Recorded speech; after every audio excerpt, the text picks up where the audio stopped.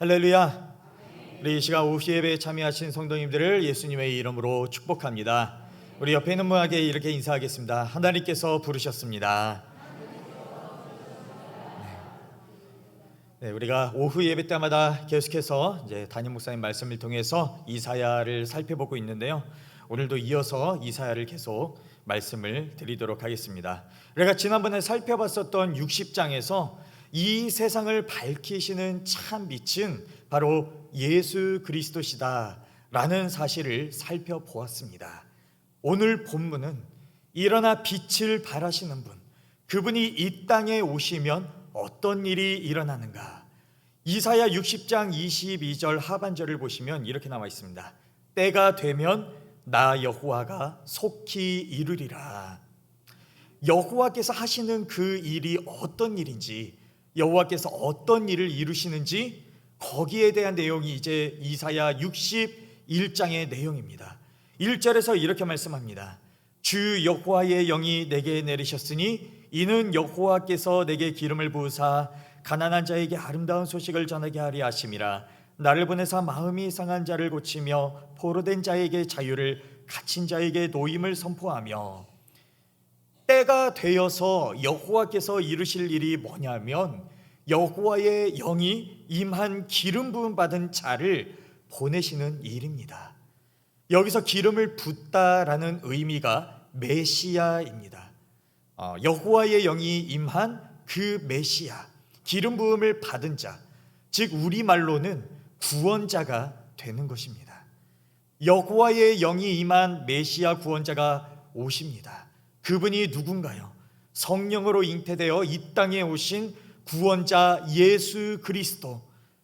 그러니 때가 되어 여호와께서 이루시는 일이란 메시아 예수 그리스도를 이 땅에 보내신다는 이야기입니다.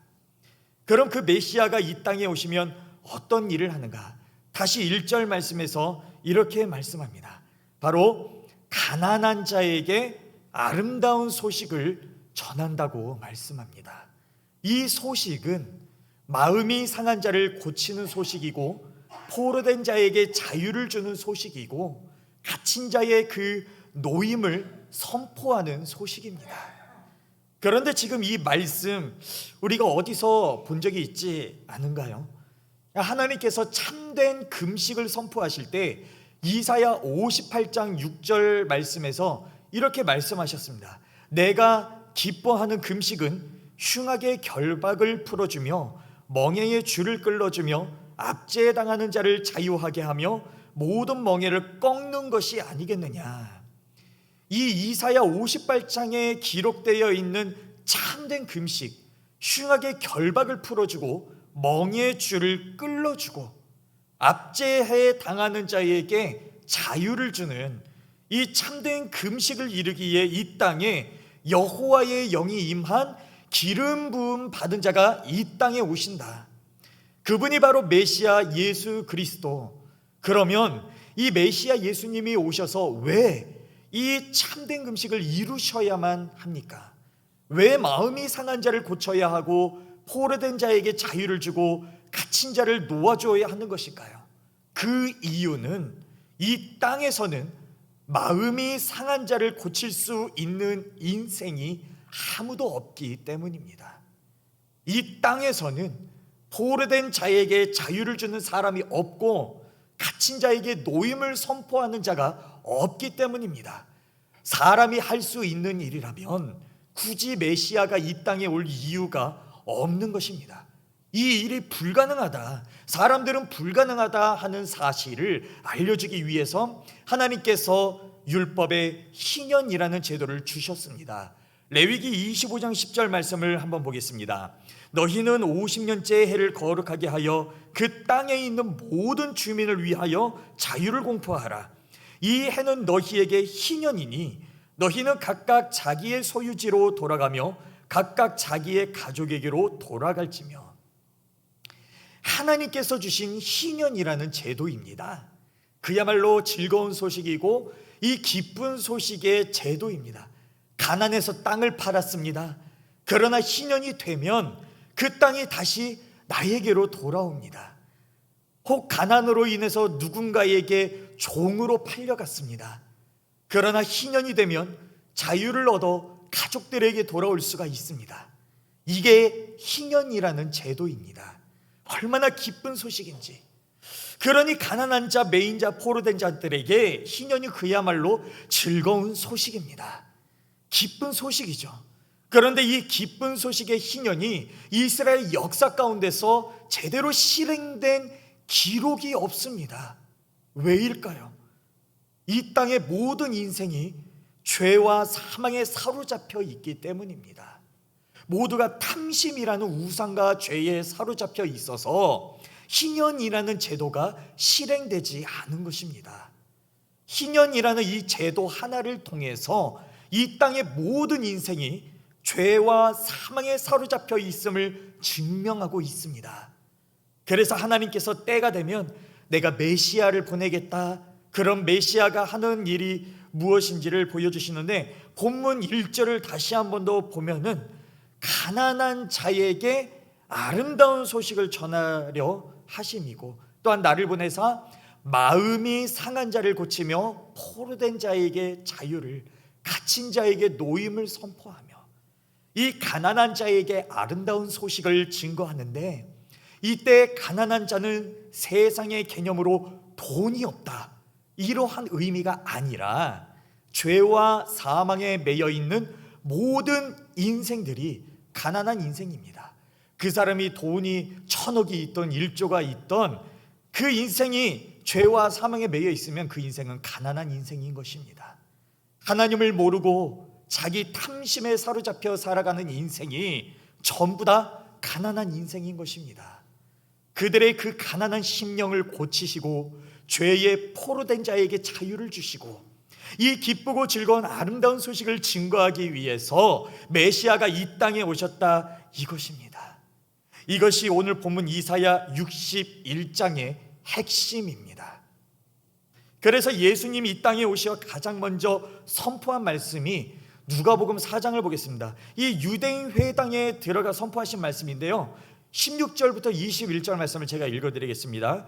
예수께서 그 자라나신 곳 나사렛에 이르사 안식일에 늘 하시던 대로 회당에 들어가사 성경을 읽으려고 서심해 선지자 이사야의 글을 들이거늘 책을 펴서 이렇게 기록된 데를 찾으시니 곧 주의 성령이 내게 임하셨으니 이는 가난한 자에게 복음을 전하게 하시려고 내게 기름을 부으시고 나를 보내사 포로된 자에게 자유를, 눈먼 자에게 다시 보게 함을 전파하며 눌린 자를 자유롭게 하고 주의 은혜의 해를 전파하게 하려 하심이라 하였더라.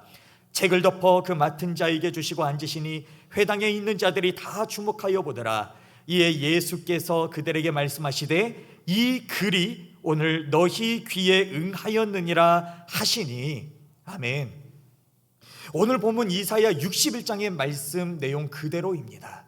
이 말씀을 읽으시고 예수님께서 하신 말씀이, 이 말씀이 오늘 너희 귀에 응하였도다.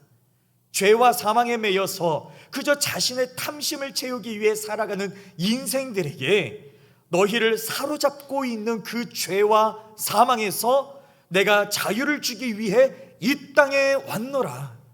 세상에 이보다 더 기쁜 소식, 즐거운 소식, 아름다운 소식이 어디에 있겠습니까? 이 말씀이 오늘 우리에게 이루어져 우리가 죄와 사망에서 벗어나 십자가의 예수님이 참 생명이요 참 빛이라는 사실을 알고 살아가고 있는 것입니다. 그리고 오늘 본문 2절 말씀을 보겠습니다. 여호와의 은혜의 해와 우리 하나님이 보복의 날을 선포하여 모든 슬픈 자를 위로하되, 예수님 이 땅에 오심은 은혜의 날입니다. 그리고 동시에 보복의 날입니다. 믿는 자들에게는 은혜의 날이고 믿지 않는 자들에게는 보복의 날, 다른 말로 심판의 날이라는 것입니다. 자, 그런데 이 말씀을 고린도후서 6장 2절에서는 이렇게 설명합니다. 이르시되 내가 은혜 베풀 때에 너에게 듣고 구원의 날에 너를 도왔다 하셨으니 보라 지금은 은혜 받을 만한 때요, 보라 지금은 구원의 날이로다. 지금은 은혜 받을 만한 때요, 구원의 날이다. 이게 무슨 이야기인가요? 메시아가 오시는 날은 분명히 은혜의 때이고 동시에 보복의 날, 심판의 날입니다. 그런데 신약에서 사도 바울은 지금은 은혜 받을 만한 때요, 지금은 구원의 날이라고 선포하고 있습니다. 그러니까 이 말씀의 의미는 이사야 61장 2절에 기록되어 있는 이 말씀이 예수님의 처음 오심, 초림과 다시 오신 재림에 대한 말씀입니다 라는 것을 우리에게 알려주는 것입니다.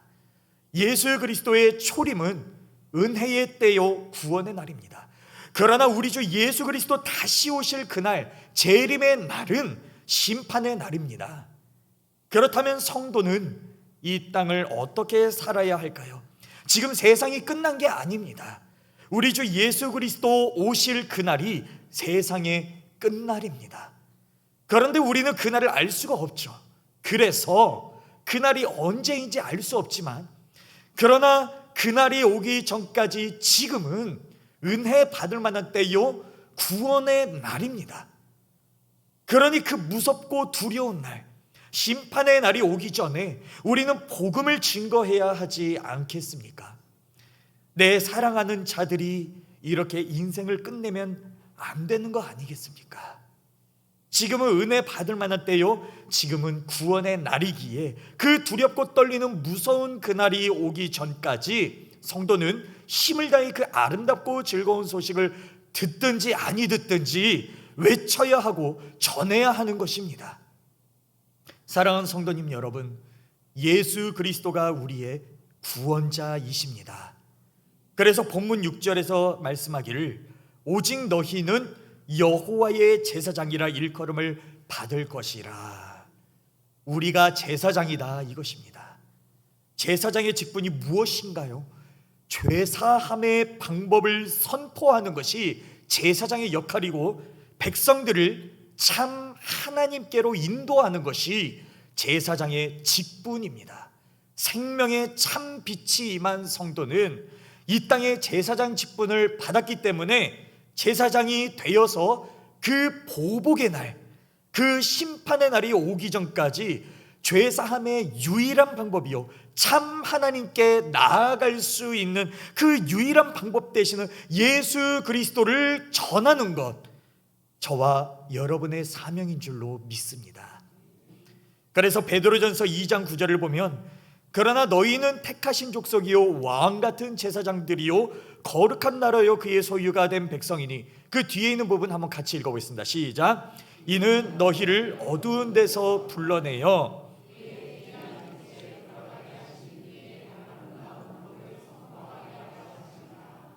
아멘. 하나님이 우리를 왕같은 제사장으로 부르셨습니다. 그 이유가 무엇일까요? 우리를 어두운 데서 불러내어 그의 기이한 생명의 빛에 들어가게 하시니 곧 예수 그리스도의 그 아름다운 덕을 선포하라고 우리를 왕같은 제사장으로 부르셨습니다. 그러면 예수 그리스도의 그 아름다운 덕은 무엇일까요? 바로 십자가에서 흘리신 보혈의 사랑입니다. 예수 그리스도의 보혈, 그 보혈이 흐르고 있기에 우리가 구원을 받았습니다. 예수 그리스도의 보혈로 옷을 입은 것이죠. 그래서 본문 10절에 구원의 옷을 이야기를 하고 있습니다. 내가 여호와로 말미암아 크게 기뻐하며 내 영혼이 나의 하나님으로 말미암아 즐거워하리니 이는 그가 구원의 옷을 내게 입히시며 공의의 겉옷을 내게 더하심이 신랑이 사모를 쓰며 신부가 자기 보석으로 단장함 같게 하셨습니다. 여호와께서 우리에게 구원의 옷을 주셨습니다. 그 구원의 옷이 무엇일까요? 십자가에서 흘리신, 십자가에서 쏟으신 예수 그리스도의 보혈입니다. 그 십자가에 쏟으신 예수 그리스도의 보혈이 바로 우리의 구원의 옷입니다. 우리는 그 옷을 입어야 되는 것입니다. 그 보혈의 옷을 입지 않으면 하나님 앞에 설 수가 없습니다. 그래서 예수님 천국 비유를 들 때에 마태복음 22장 10절 이하 우리 한번 보겠습니다. 종들이 길에 나가 악한 자나 선한 자나 만나는 대로 모두 데려오니 혼인잔치에 손님들이 가득한지라. 이 하나님의 천국 혼인잔치는 사람들을 부르실 때 가리지를 않습니다. 악한 자나 선한 자나 누구나 다 이 혼인잔치에 참여할 수 있습니다. 그런데 이때 중요한 것이 11절에서 13절입니다. 임금이 손님들을 보러 들어올 새 거기서 예복을 입지 않은 한 사람을 보고 이르되 친구여 어찌하여 예복을 입지 않고 여기 들어왔느냐 하니 그가 아무 말도 못하거늘 임금이 사환들에게 말하되 그 손발을 묶어 바깥 어두운 데에 내던지라 거기서 슬피 울며 이를 갈게 되리라 하니라. 이 하나님의 천국 잔치는 누구나 참여할 수 있습니다. 악한 자나 선한 자나 누구나 다 가능합니다. 그러나 조건이 있습니다. 무엇을 입어야 하죠?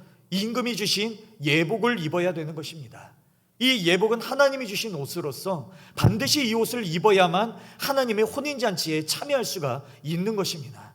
그런데 어떤 사람은 이 예복을 입기 싫어합니다. 왜일까요? 내가 입고 있는 이 옷이 이 하나님이 주신 예복보다 훨씬 더 좋게 느껴질 때, 그때 내 옷을 벗기가 싫은 것입니다. 또는 저 사람은 나보다 못한 사람이고 저 사람은 나쁜 사람이고 그런데 그들과 똑같은 옷을 입으라고 하는 거니까 나는 싫은 것입니다. 나는 저들과 좀 다르다라는 그런 표를 좀 내고 싶습니다. 하나님, 나는 저들과 다른 사람입니다. 나를 좀 알아주십시오. 그래서 이 사람은 나의 남다름을 드러내기 위해서 왕이 준 예복을 입지 않았습니다. 나는 다른 사람이다 이것입니다. 날 좀 알아주십시오. 그래서 어떻게 되었나요? 손발이 묶여 어두운데 던져집니다. 여기서 어두운 곳이란 지옥을 뜻합니다. 그러니까 선한 자나 악한 자나 누구나 예수 그리스도의 십자가의 보혈로 가는 나라가 바로 하나님의 나라입니다. 그 보혈의 옷을 입어야만이 하나님의 나라에 가는 것이죠. 이 보혈의 옷을 입지 않으면 하나님 앞에 갈 수가 없습니다. 우리의 행위, 우리가 쌓아온 업적으로는 하나님 나라에 갈 수가 없는 것입니다. 그러니 이 보혈을 입은 성도는 자랑할 것이 없습니다. 세상에 나 같은 사람도, 정말 나같이 부족하고 자격이 없는 사람도 이 보혈의 옷을 입었으니, 이 옷은 정말 내가 입었으니 또한 누구나 입을 수 있는 그러한 옷이구나, 누구나 이 옷을 입기만 하면 하나님의 혼인잔치에 참여할 수가 있는 것이구나. 그래서 사도 바울이 이 사실을 알았기 때문에, 여러분, 나는 죄인 중에 괴수입니다. 그런데 나도 지금 이 옷을 입었습니다. 그러니 누구든지 주의 이름을 부르면 구원을 받습니다. 선한 자나 악한 자나 차별이 없습니다. 그리스도 예수 안에 있는 자는, 그 보혈의 옷을 입고 있는 자는 누구든지 구원을 받습니다. 사도 바울의 선포이고 오늘날 저와 여러분의 신앙 고백인 것입니다. 사랑하는 성도님 여러분, 지금은 은혜 받을 만한 때고 구원의 날입니다. 이 날에 우리는 제사장으로 부름을 받았습니다. 이 귀한 날이 속히 지나가기 전에 그 무서운 보복의 날이 언제 올지 알 수가 없습니다. 그러니 이 날이 속히 지나가기 전에 우리 사랑하는 이들에게 이 귀하고 아름다운 복음의 소식 증거해야 되지 않겠습니까? 우리의 남은 인생을 저들의 영혼 구원을 위해서 힘써 기도하며, 그리고 알지 못한다 할지라도 내 주변에 있는 수많은 이웃들에게 복음의 증인으로서 살아가는 애타는 마음으로, 저들도 예수 그리스도를 알아야 할 텐데 애타는 마음으로 기도하며 증인으로 살아가시는 그런 저와 여러분들이 되시기를 간절히 소망합니다.